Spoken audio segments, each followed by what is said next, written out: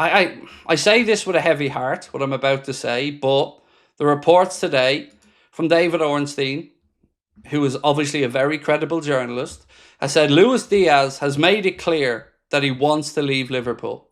So we now know that Diaz wants out. And at this point, I think I speak for all Liverpool fans when I can say it's been pretty clear that Diaz has wanted out for a while. Whether it's not feeling like he's valued enough at Liverpool, whether it's wanting to change the scenery, I don't know. But I think that will happen this summer if Liverpool get the money they want for Diaz, which is about 80 million euro. Bayern Munich have put in another offer yesterday of 67.5 million euro, which was rejected immediately by Liverpool. Like I say, I don't know whether Liverpool's stance here will be Diaz isn't for sale to a European rival or Diaz isn't for sale full stop. My gut feeling is that Liverpool would be more than happy to sell Diaz and Darwin to the Saudi Pro League because it would have less chance to come back to bite us in the backside. But like I mentioned yesterday, I can't sit here and speak with any confidence as to how attractive that proposition is to the likes of Diaz and Darwin.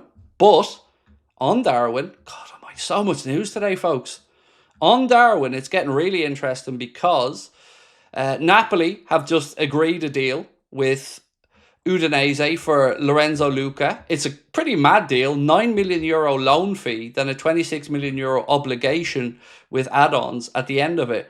But Romano said that Darwin's waited around long enough for Napoli. That deal is now finished and Darwin has important offers to consider from Saudi. So again, we look like we will get the money from Saudi for Darwin, and let's see what happens with Diaz. Excuse me, what do we need to do as a team to encourage players to stay? It feels like we're being a stepping stone for a lot of players to leave for bigger clubs. It's an interesting question, George. It really is. I'm at a loss, mate, to figure it out, in all honesty. Like, I don't know what motivates every individual player. Some players are motivated by money. Some players are motivated by silverware.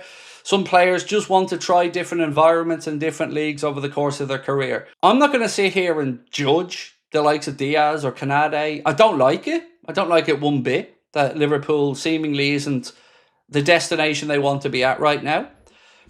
But all I can hope for is that Liverpool have plans in place to mitigate it. And with Diaz, there are plenty of options out there for replacements, and we will move on to speak about Rodrigo in a little while. Canade, look, again, I'm going to say I won't lose any sleep if we lose Canade. What will annoy me most, George, is if we lose him on a free in a year's time. For me, if he's made it clear he wants to leave, we should make that happen this summer, and we should go about rebuilding our defence this summer. I don't want to see another player walk out the door for free because I don't want Madrid getting their way all the time. Laser Sharp said Diaz on 55k a week, Wirtz is going to get 200k a week. Yeah, except Diaz isn't on 55k a week. This has been put to bed already. He's, according to club sources who have spoken to newspapers and journalists, he's on about £140,000 a week. So I know you're going to say, but Craig, F brief or blah, blah, blah says it. The club are briefing these people that Diaz is on a lot more money than people think. Now, for what it's worth, when I was speaking to David Lynch 9 months ago, maybe, we had this conversation off camera, and he was of the mindset then as well that Diaz is on more money than is being spoken about in our fan base. Now, he didn't go to a number because I don't think genuinely he knew the number at that point, but it was always believed that this 55k number is not what he's being paid. Do you think Canade will renew or leave next season? Said Hellmaker. It doesn't look like he's going to renew, but I would rather he left this summer than for free next summer. For obvious reasons. You know, I've seen a player walk out the door again for pretty much free. I know we got some money for Trent in the end, but I couldn't, I think. And I don't want a player in the team for another year who doesn't want to be here in the future. I'd rather we just try to strike some type of deal with Madrid. Canade's turned down interest as well, by the way, from Saudi Pro League, who were offering a lot of money, but he'd no interest in it. He wants to stay in European football. I don't want anybody at the club. And I would say most football fans feel this way about players.